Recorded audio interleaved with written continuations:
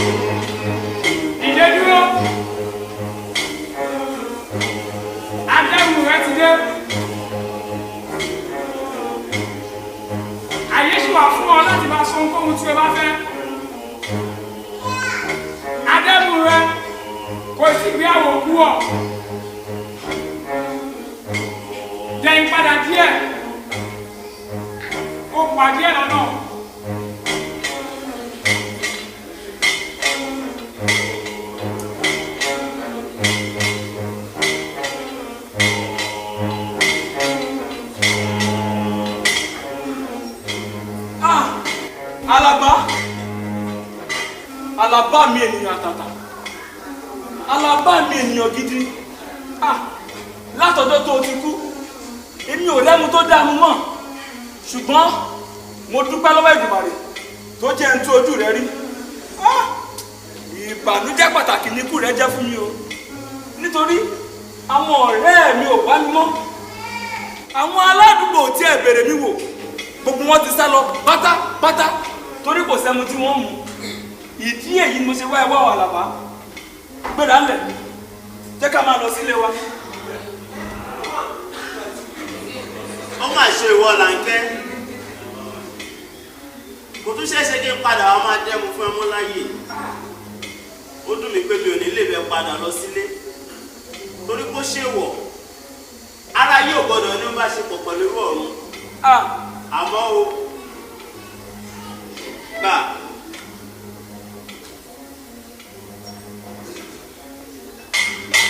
Ìgbàkúgbà tó ń gbẹ bá ti gbẹ. Wọ́n omi kalẹ̀. Ju ẹyin àbàmì sínú omi. Omi yóò padà. Yóò dàbí ẹmu. Ó dìgbà o. Ẹyin, omi, ẹmu, Àlàbá kò jọ. Àlàbá, dúró náà. Bá mi sọ̀rọ̀.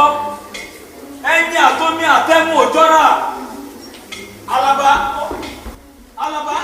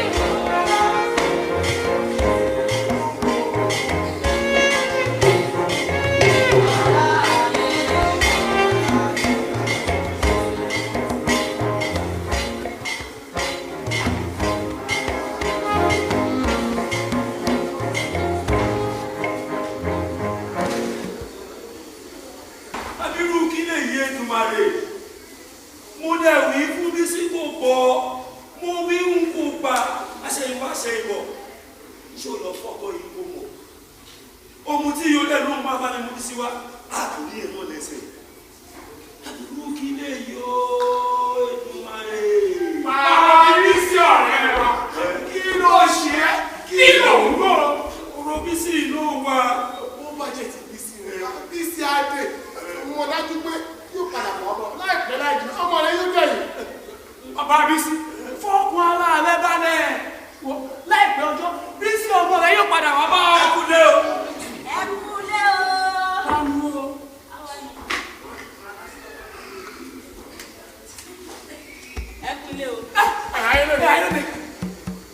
Látọ̀bù fọmọyọ bí sí ti dé.